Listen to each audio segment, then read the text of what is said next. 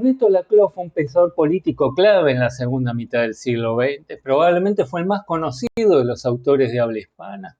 Ocupó un lugar destacado dentro de la línea de pensamiento político llamada postfundacionalista, que incluye autores como Alain Badiou, Jacques Rancière, Slavoj Žižek, entre otros.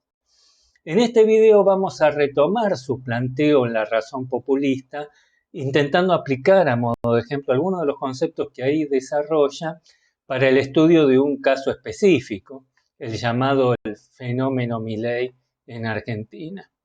Este refiere a lo ocurrido en las elecciones internas abiertas que tuvieron lugar el 13 de agosto pasado.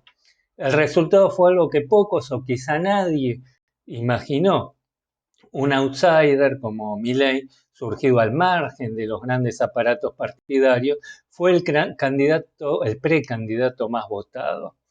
Con su aspecto desprolijo y su retórica furiosa, en la cual se recogen todos los tópicos antisistema y paranoides tradicionales de la ultraderecha, logró concitar la adhesión de un espectro social sumamente heterogéneo. De hecho, el electorado de la Libertad Avanza, que es su partido, atravesará de conjunto la sociedad, instalando así un horizonte político inédito hasta ahora. Bueno, desde ese día la prensa y las redes no dejan de hablar de otra cosa, tratando de pensar qué es lo que pasó y cuál es ese impensado horizonte político que se abrió a partir de allí. Bueno, entiendo que la lectura del libro de Laclau aporta claves sumamente interesantes al respecto. En su juventud, Laclau militó en distintas organizaciones de izquierda hasta que recaló en el Partido Socialista de la Izquierda Nacional liderado por Jorge Abelardo Ramos, el cual desde una perspectiva trotskista y latinoamericanista buscó aliarse al peronismo. En esos años colaboró también con el sociólogo Gino Germani y el historiador José Luis Romero, pero en 1969 se fue del país y se estableció en Inglaterra, donde recibió una beca para estudiar con Eric Hobsbawm. Bueno, finalmente se doctoró en la Universidad de Essex en 1977. Allí fundó el programa de posgrado en Ideología y Análisis de Discurso y el Centro de Estudios Teóricos de las Humanidades y las Ciencias Sociales. Su perspectiva buscó combinar los aportes del marxismo con la teoría postestructuralista, especialmente la obra de Lacan, Foucault, Derrida y Barthes. Finalmente, en abril de 2014, falleció en Sevilla a los 78 años. Desde su vasta obra pueden destacarse 3 libros que marcaron sendos hitos en su trayectoria intelectual.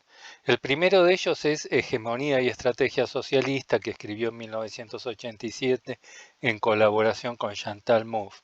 Allí buscó actualizar el pensamiento marxista y superar su determinismo economicista apelando a las ideas de Antonio Gramsci. El segundo es Nuevas reflexiones sobre la revolución de nuestro tiempo, de 1993, donde retoma sus ideas anteriores, pero ahora las pone al servicio de un programa político ya distinto, que es lo que va a denominar una democracia radical. Bueno, finalmente el último es el que vamos a ver hoy, La razón populista, de 2005, en el que termina volviendo al ideal de su juventud, es decir, al populismo, aunque ya tamizado por el conjunto de elaboraciones que fue desarrollando a lo largo de los últimos años. Javier Milei es economista de profesión, casi sin antecedentes en la política local, que llegó a destacarse por su vehemencia política que llega a extremos de violencia verbal. Les voy a mostrar acá un ejemplo para aquellos que no lo conocen. Si son zurdos de mierda. Acá hay libertad de expresión. ¿Sabes cuál? Al zurdo de mierda no le podés, porque son una mierda. ¿Qué, Larreta, como el zurdo de mierda que sos, ¿a dónde la vas a ir a buscar, pelado asqueroso de mierda? ¡Zurdos de mierda hoy! ¡La van a pasar para el orto! ¡Hijo de puta! ¿Por qué no te vas a la reconcha puta de tu madre, hijo de puta?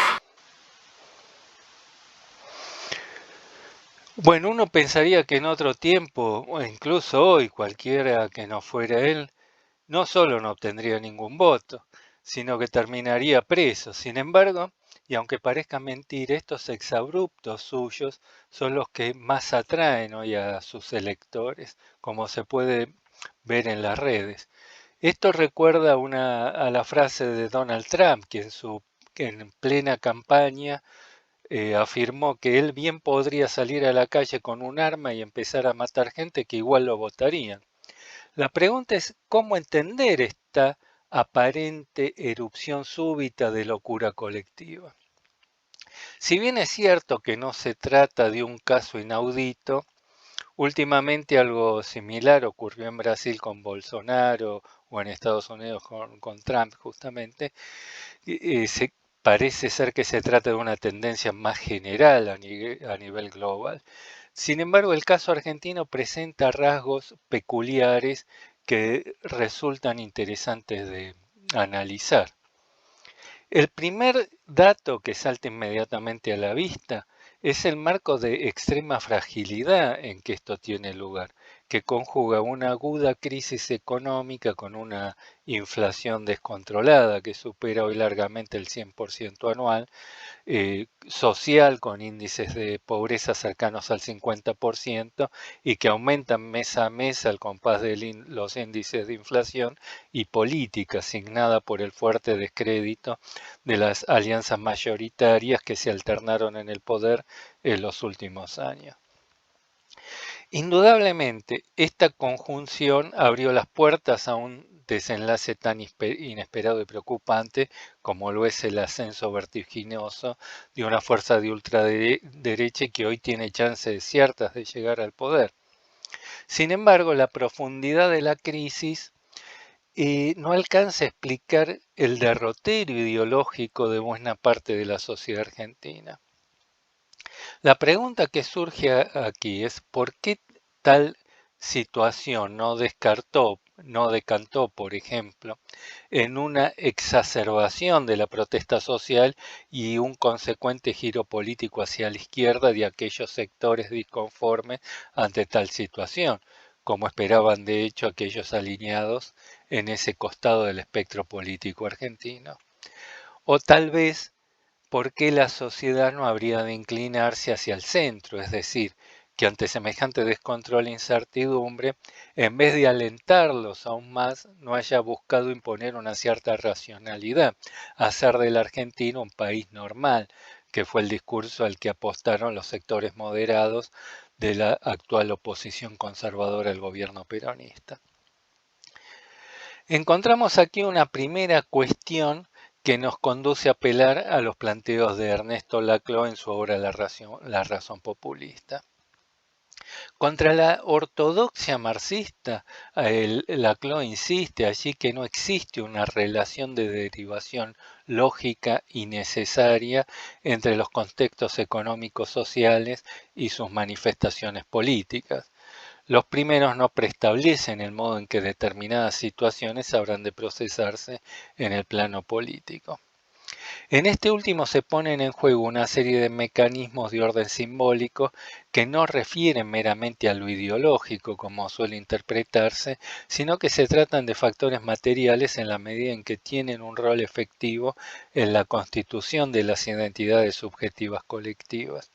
Es allí, en el plano estrictamente político, que se constituyen los sujetos, incluyendo esa entidad llamada pueblo.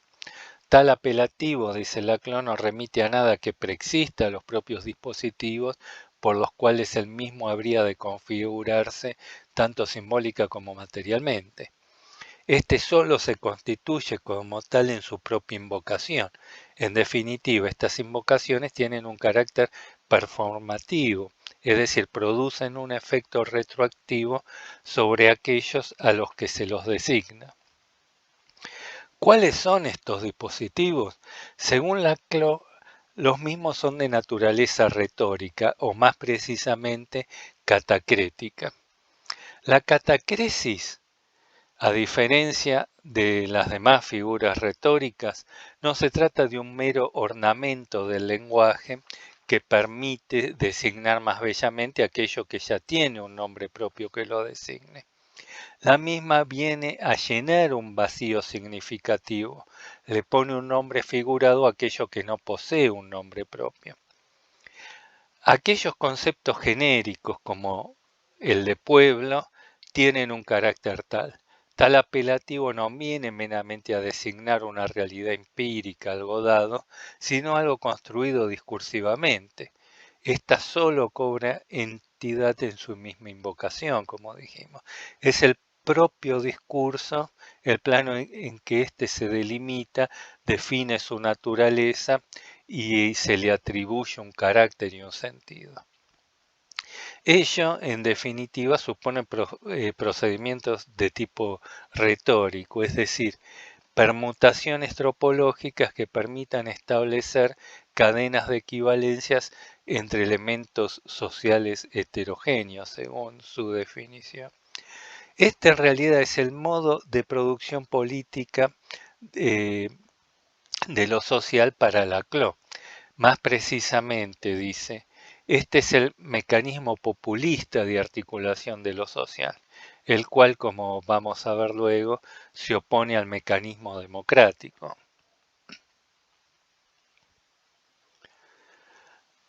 Volviendo entonces a Milley, su armado político sería un ejemplo exitoso de la estrategia populista de articulación política.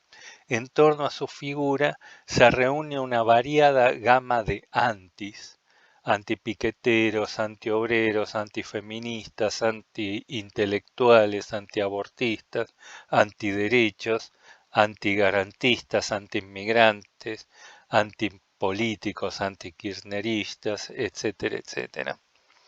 Muchos de ellos tienen en realidad ideas contradictorias entre sí.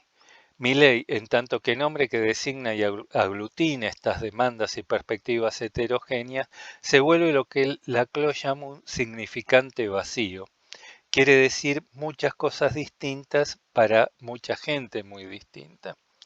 La vacuidad del significante no se da aquí entonces por su carencia de significado, sino por el contrario por su proliferación.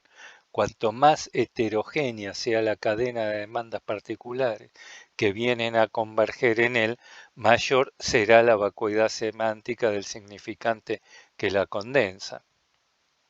No obstante, en este caso podemos encontrar un elemento que vincula estas demandas particulares diversas y le confiere cierta coherencia a esa cadena de significantes, que es el antiprogresismo.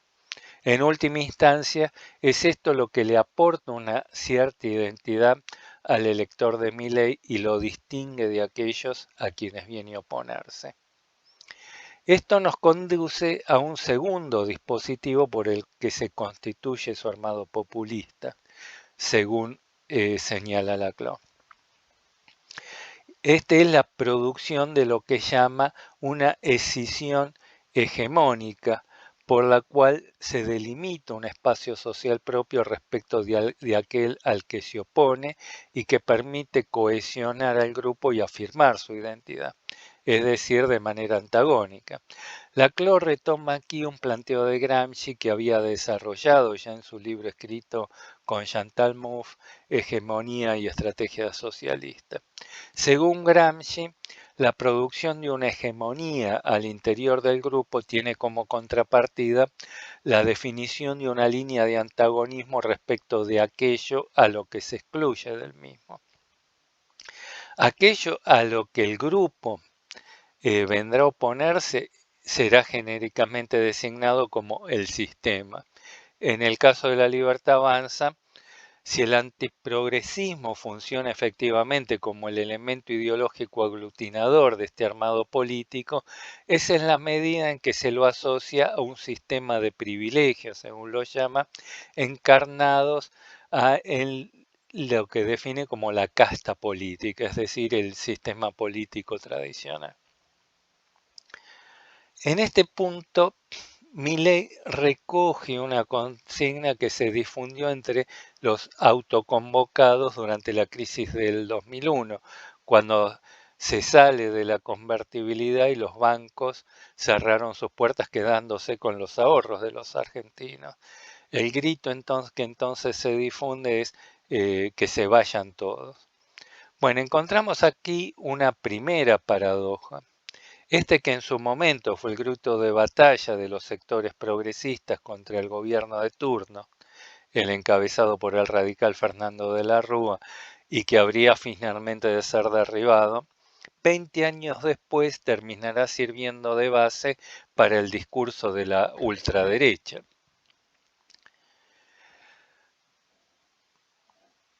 ¿Cómo se produjo esta inversión ideológica? En realidad el significante casta política no tuvo nunca un sentido político inequívoco, lo que da lugar a interpretaciones muy diversas y aún opuestas. Ya Laclau entonces, en el 2001, decía que el que se vayan todos puede también significar perfectamente que se quede uno. Para los seguidores de Milei, en dicho significante vendría a condensarse lo que identifican como un amplio entramado de privilegios que comprende desde los desocupados que reciben algún tipo de subsidio a los delincuentes que, protegidos por un sistema judicial garantista, según lo llaman, no estarían recibiendo su merecido castigo, generando así la ola de inseguridad que se observa hoy en las calles. Y también aquellos a los que se les permite determinar su identidad genérica según a su propia autopercepción, los investigadores de CONICET que vivimos del Estado, sin aportar, según Milei, nada productivo para el país, los inmigrantes que vienen de afuera a aprovecharse de la gratuidad del sistema de salud, al que solventamos con nuestros impuestos, etcétera, etcétera. En fin, frente a los privilegiados, Milei viene a alzar su voz en nombre de los buenos, esto es, los que trabajan y producen y que hoy se sienten sometidos y humillados por el sistema. En todo caso, los privilegiados, con los que hay que terminar para él, si es necesario de manera brutal, serán siempre los otros. Está claro que nunca nadie se identificará a sí mismo como tal privilegiado, en tanto que receptor de beneficios gratuitos inmerecidos. Como vemos, no es únicamente el que se vayan todos lo que la ultraderecha se apropia para darle un sentido exactamente opuesto al que hasta ahora tenía, sino sobre todo aquel motivo fundamental del pensamiento progresista por el cual producía aquella escisión hegemónica que le permitió hasta aquí definir su identidad y le aseguraba su cohesión. Esto es la oposición antagónica que enfrenta a los sectores productivos, los buenos, con los privilegiados del sistema que lo parasitan. Este entramado de privilegios que, según se afirma, el que el progresismo produjo, comprende, como vimos, a un abigarrado complejo de situaciones y tiene como protagonistas y beneficiarios principales, en última instancia, a los sectores más desprotegidos de la sociedad. Estos aparecen así como el enemigo a derrotar a fin de superar la profunda crisis actual de la cual estos serían responsables. Según afirma Laclau, la inevitable vacuidad de los significados que articulan una cadena dada de equivalencias entre demandas heterogéneas es lo que permite también su fácil transposición ideológica. Cuando se produce tal enfrentamiento entre lógicas hegemónicas contradictorias, estos significantes vacíos, dicen, se convierten en significantes flotantes, dando lugar a tales oscilaciones significativas. Ambos no se excluyen, dice. Por el contrario, siempre habría un grado de flotación en todo significante vacío. Lo extraño y particularmente preocupante del caso argentino, pero cuya relevancia excede el marco local, ya puede observarse hoy también en muchos países, es que no es este realmente el caso.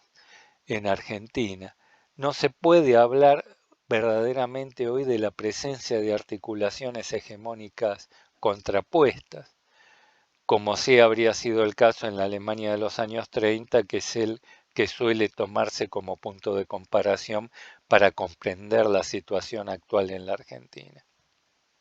El armado político ultraderechista que encabeza Milei no parece encontrar otro opuesto simétrico que presente un grado comparable de solidez. Y es esto, en última instancia, lo que le hace posible desplegar tal grado de vehemencia verbal sin generar reacción alguna.